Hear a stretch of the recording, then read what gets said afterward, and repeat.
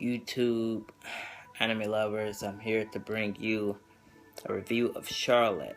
Now, I've watched episode 1 through 3, and I'm going to try to explain as thoroughly as possible because it is a lot going on in the show. And with that being said, I will first say off, I think it's pretty strange that they are calling each other their last names. Maybe that's something they do in Japan, I'm not sure. But I guess skipping past that, our main character, Yu Otosaka, he has a little sister, Ayumi Otosaka. Now, with that being said, our main character has a special ability where whoever he focuses on, he can become them for 5 to 10 seconds. Now, the first time I seen this, it reminded me of Yuki off of Future Diary because our main character in Charlotte is cheating on his tests and on life basically to make it easier for him and, to become cool and smart. Now, when I thought that, I thought it was going to be a lot more suspense happening. Not too much like suspense action happening here yet, but maybe it get there. Who knows? Now, episode 1. I'm sorry, I'm moving too fast. Episode 1, he meets a girl, he likes her, so he sets up this whole little scene of her to almost get hit by a car and saves her. Good thing he actually successfully went through with it and it happened the way he wanted to because somebody could have died, but nobody did. So he saves her life, they go out to pancakes, they like each other basically. That's cool. Later on that in the episode, he meets up with, I believe her name is Tamori, and a guy, Takajo. They have superpowers. One is basically a teleporter, which I don't believe is teleporting. He just moves really fast and crashes to wherever he lands. And the girl is a blonde-haired girl where she could not teleport but become invisible to whoever she wants. Not whoever, like multiple people, but to whatever one person she wants to become invisible to. Now, with that being said, they basically use their power to figure out that he has a power. And when they figure that out, he tried to run out on him. When he runs out on him, he grabs the girl he run. She ends up falling and he ends up running off with her. Now, I thought that was a pretty dick move because he grabbed her and she fell. He's like, fuck it, and kept running. I was like, that's rude. But I mean, I guess when you're on the run, you don't care. The teleporting guy ends up catching up to him, and they end up heavily encouraging him to come to their school. They tell him, hey, our school is a school for people with abilities like us, or people that have the possibility of having an ability like us. So, that being said, they basically encouraged him by helping him with housing for his sister and him, giving him more money, and helping him with his life. So he accepts it.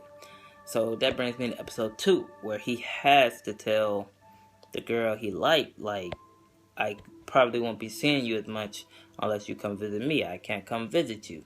She asks why. He said he couldn't tell because Tamori and Takaja told him that nobody is supposed to know about this. So with that being said, she asked what happened the other day. He said he couldn't tell, basically because of the secret. She gets fed up about it and just didn't feel comfortable about meeting him up all the time, even though they're not dating yet. He ends up getting dumped. Pretty shitty. I was like, damn. I was kind of hoping for the best for them. But with that being said, I don't think that's the last time we'll see him. See her, I mean. Or our main character will see her. Now, with that said, in episode 2, he finally meets I mean, he finally sees the school. He go to school for the first day. He's like, it's just like regular school. Pretty much. I haven't seen nobody at that school use their ability or anything, except for when they're in the student council meeting. Now, it's technically not a student council meeting. It's like a, picture X-Men when they go somewhere to discuss what their next plan is going to be. That's what it is.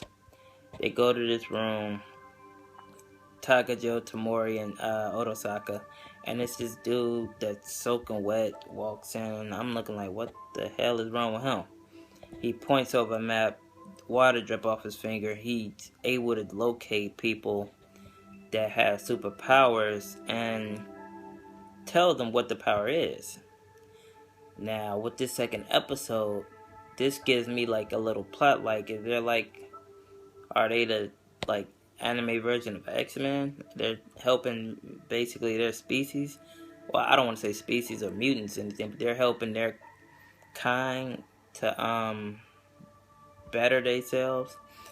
And as we go on to episode 2 more and more, it shows me why. Now, Tamori, which is the blonde-haired girl, tells our main character that people will find out about us with our superpowers and we will become guinea pigs for them. Like her brother.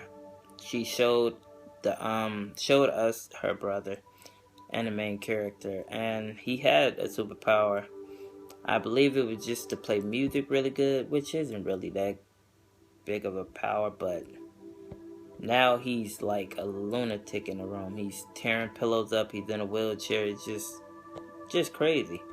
And I guess that's what will happen when they run tests on you and, steady trying to dissect you and figure out what makes you special and not everybody else. So that is her reason for helping other people. And that is a good reason, I guess, because you don't want to see nobody else go through that. With that being said, they actually find a guy that have a photographic ability to like change photos into like naked pictures, or able to change photos. It's just crazy. So they end up helping that guy, and I'm not sure if he goes to the school or not. And that's one thing I didn't like about the show. It never shows who they help, what the outcome was. She just says, I encourage you to come to our school, and the person like says, oh yeah, okay, well, alright. That doesn't mean they went, so I'm not sure if that guy went to the school or not. Now that brings me to episode 3, is when they meet Yusa. Now Yusa has 2 abilities, and technically it's not just Yusa, it's Misa and Yusa. Now Yusa ability is she can interact with the dead. She kind of like our main character's ability, but more with like the reverse kind. A dead person can come to her body, and that person is her sister Misa. Now her sister has a special ability, which is pyrotechnics. She's like a fire maniac. So with that said, I guess it's like 2 people in one body. And Yusa is a big movie star, and they basically help her out of trouble because she ends up finding a director phone, which is like a really crooked director, so he's trying to kill her now.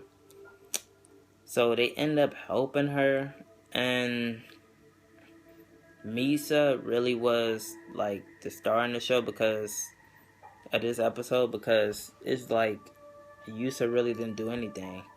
And you gotta understand that sometimes, the nice person isn't about the violence, and that's Yusa. She's nice. She's a pop superstar. She don't want to fight. She don't want to do violence. Now, Misa, on the other hand, is a badass pyro wielding maniac. So she's all about violence. Now, Yusa actually, they show she actually do come to the school. I believe she accepts it. And with that said, they had two guys with her when they were saving Yusa. Yeah, when they were saving Yusa, it was two guys with her, which was actually Misa friends, and it was kind of sad because one of them was in love with her, and he kept crying. He was like, I'm in love with you," and like he couldn't let her go. So that was really sad and touching. So with that said, 1 through 3 was kind of cool. I see they got a little X-Men type of vibe going with this show. I'm interested to see if they will like master their powers to another level, or like will it be a enemy in the anime series? Like there's no enemy right now.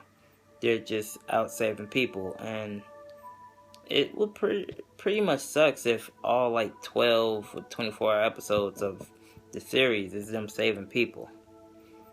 So with that being said, I'm interested to see a little bit more. But if it comes to like episode 8 or 9 and I don't see an enemy, or I don't see no kind of like suspense and nothing happening but them saving people, I'm probably gonna stop watching it. But I will have to say the animation is good so far. The idea I like. I'm waiting on enemy. I believe you can't have like an anime this good without an enemy. I understand the plot is saving people, but who are you saving them from? That's the question. So with that being said, episode 4. Look out for that review. I probably upload it after this one because I'm about to drop another video. So please watch, like, comment, rate, subscribe. Tell me what you think about the anime Charlotte, and just let me know in the comments below. Peace, YouTube.